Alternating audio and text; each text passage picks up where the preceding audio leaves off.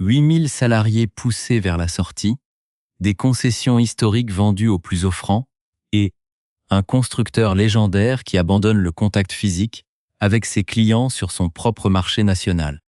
Ce que l'on vous présente aujourd'hui comme une réorganisation moderne n'est rien d'autre que le démantèlement programmé d'un empire industriel. Bienvenue en 2026. L'année où le masque des constructeurs premium tombe définitivement. Ce n'est pas une simple baisse de régime passagère. Ce n'est pas une réorganisation mineure du réseau de distribution. Ce n'est pas une simple optimisation des stocks de pièces détachées, mais bien l'effondrement d'un modèle économique centenaire qui va redéfinir la valeur même de votre voiture. Quand une entreprise coupe le cordon avec ses propres ateliers, elle ne cherche pas à améliorer votre expérience. Elle cherche à fuir un passif technique devenu trop lourd. Une entreprise à but lucratif ne vend pas sa vache à lait si l'avenir est radieux. Pour comprendre la violence du séisme qui frappe l'Europe et se répercute déjà sur le marché français, il faut regarder les flux financiers réels. Prenez une pièce d'usure classique, une vanne EGR ou un injecteur haute pression. Même catégorie de véhicule, même niveau de gamme. Dans le système traditionnel, cette pièce garantissait aux concessionnaires français un flux de trésorerie constant tous les 40 000 km, avec une marge brute supérieure à 40%.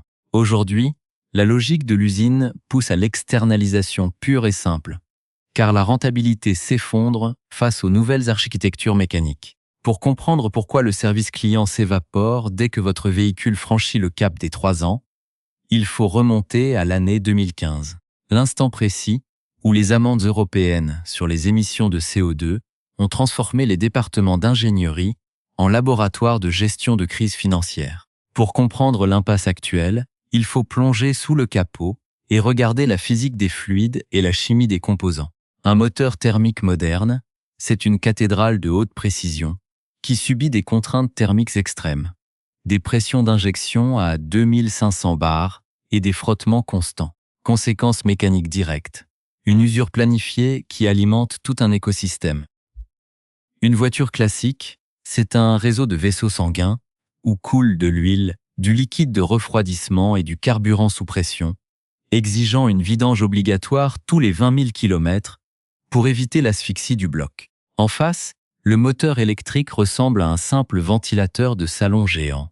Il n'y a plus de combustion interne, plus de friction de piston, plus de boîte de vitesse complexe à 9 rapports. Le fluide magique qui fait tourner le système, c'est l'électricité qui traverse des bobines de cuivre fixe. La solution adoptée par l'industrie n'est pas une avancée technologique pour votre portefeuille, mais une simplification drastique du processus de fabrication.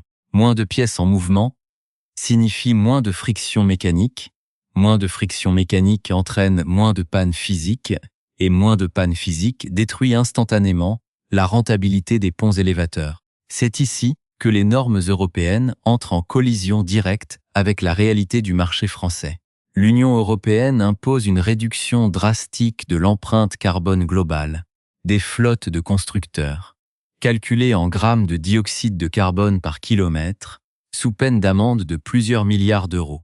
Pour l'industrie, le calcul a été vite fait. Pour compenser ces pénalités virtuelles, les constructeurs sacrifient la mécanique traditionnelle. Mais le piège se referme sur le contrôle technique français. Les tolérances d'opacité des fumées et de pollution à l'échappement ont été durcies de près de 30% ces dernières années. Vous vous retrouvez ainsi avec des usines à gaz technologiques, équipées de doubles filtres à particules et de systèmes d'injection d'urée, qui s'encrassent dès que vous roulez en ville. L'industrie le sait pertinemment. Maintenir ces systèmes complexes en parfait état de marche exige une main-d'œuvre ultra spécialisée que les constructeurs ne veulent plus payer. En externalisant les garages, les marques se débarrassent du fardeau de la garantie légale de conformité de 2 ans et des extensions de couverture. Le plan est simple. Vous vendre un ordinateur sur roue dont la valeur résiduelle s'effondre dès que la batterie perd 10% de sa capacité initiale, tout en laissant le réseau de réparateurs indépendants gérer la colère des automobilistes face à des factures de batteries interchangeables, qui dépassent souvent la valeur vénale de la voiture. Maintenant, voici ce que vous devez faire concrètement pour reprendre le contrôle et protéger votre portefeuille face à cette grande évasion des constructeurs. La première action indispensable se joue dès l'achat, que le véhicule soit neuf ou d'occasion récente. Vous devez impérativement exiger un rapport complet de l'état de santé de la batterie, le fameux State of Health, certifié par un organisme tiers indépendant et non par le logiciel interne du concessionnaire. Cette mesure se fait à froid, après une immobilisation de 12 heures, pour éviter que les algorithmes de l'usine ne masquent une dégradation chimique prématurée des cellules. Vos coûts pour cette expertise transparente s'élèvent à exactement 90 €. Le garage officiel, lui, vous facturera l'équivalent de 250 € pour un simple diagnostic de routine autogénéré, tous les 2 ans lors de la révision obligatoire. Deuxième étape cruciale, le suivi scrupuleux de la géométrie des trains roulants, une opération à réaliser tous les 15 000 km ou immédiatement après le passage d'un nid de poule marqué. Les véhicules modernes pesant souvent plus de 2 tonnes à cause des packs de batterie, les cylindres blocs et les triangles de suspension s'affaissent 2 fois plus vite que sur les modèles des années 2010. Un défaut d'alignement de seulement 2 mm entraîne une destruction asymétrique des pneumatiques en moins de 10 000 km. Troisième étape, le remplacement préventif des fluides de refroidissement spécifiques au circuit haute tension. Ne croyez jamais la mention fluide à vie inscrite sur votre carnet d'entretien digital. Après 5 ans ou 100 000 km, les propriétés diélectriques de ces liquides s'altèrent, augmentant le risque microchimique de corrosion interne. Quatrième action, le nettoyage physique des radiateurs de face avant.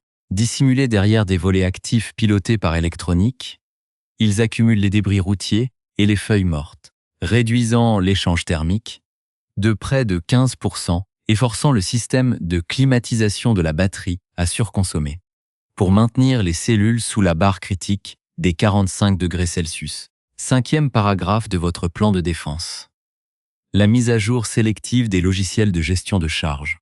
Refusez systématiquement les recharges ultra rapides quotidiennes sur autoroute qui injectent plus de 150 kW en courant continu. Privilégiez les charges lentes en courant alternatif à domicile, limitées à 80% de la capacité totale du réservoir d'énergie pour bloquer le vieillissement prématuré des anodes. Pour 100 000 km parcourus, l'application stricte de cette routine de charge préserve jusqu'à 12% de capacité énergétique supplémentaire par rapport à un usage non encadré. Vos coûts pour cette vigilance quotidienne sont nuls. Le constructeur, de son côté, intègre cette perte de capacité dans ses clauses d'exclusion de garantie, vous poussant au remplacement d'un module complet, facturé plus de 8 000 € dès la 7e année. Un avertissement technique s'impose néanmoins. N'appliquez jamais de additifs chimiques de nettoyage rapide ou de régénérateurs de batteries miracles non homologués par les laboratoires européens de certification. Sur les architectures de moteurs à aimant permanent ou les blocs thermiques de dernière génération à cylindrée réduite.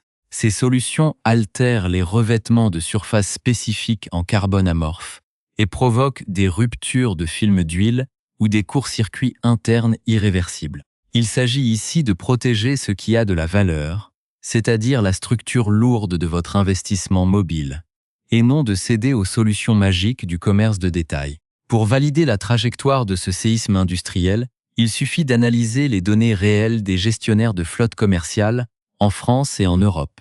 Les chiffres compilés par les plus grands loueurs longue durée révèlent une anomalie financière majeure. Sur une période d'exploitation type de 36 mois et 90 000 km, la valeur résiduelle réelle des modèles haut de gamme à batterie s'est effondrée de 52% en 2026, contre seulement 34% pour les motorisations hybrides traditionnelles. Cette dépréciation massive ne relève pas d'un désintérêt des conducteurs, mais d'une stratégie délibérée d'obsolescence logicielle orchestrée par les constructeurs. Prenez l'exemple concret du géant de la location Hertz ou des flottes de taxis parisiens, qui réintègrent massivement des véhicules thermiques ou hybrides classiques dans leur parc pour stopper l'hémorragie des coûts de réparation.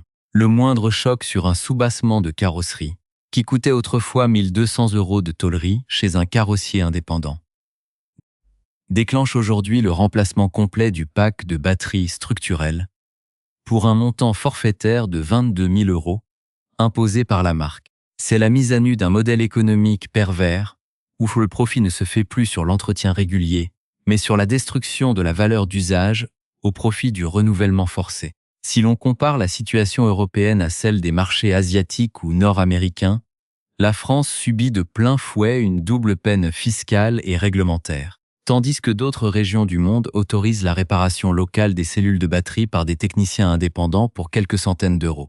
Les labels d'homologation européens et les règles strictes d'assurance interdisent l'accès au schéma électronique profond. 3 revues automobiles indépendantes et 2 rapports de fédérations de réparateurs français ont démontré que 80% des batteries déclarées hors d'usage par les concessions officielles ne présentaient en réalité qu'un défaut de connexion mineure sur un unique capteur thermique de tension. La logique interne du système est désormais limpide.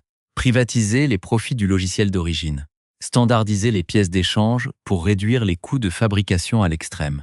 Et transférer l'intégralité du risque financier lié à la maintenance sur les épaules de l'automobiliste et du réseau secondaire, en fermant leurs succursales historiques et en transformant les concessions restantes en simples vitrines de démonstration numérique. Les états-majors de l'industrie automobile suppriment le dernier contre-pouvoir physique qui protégeait le consommateur final.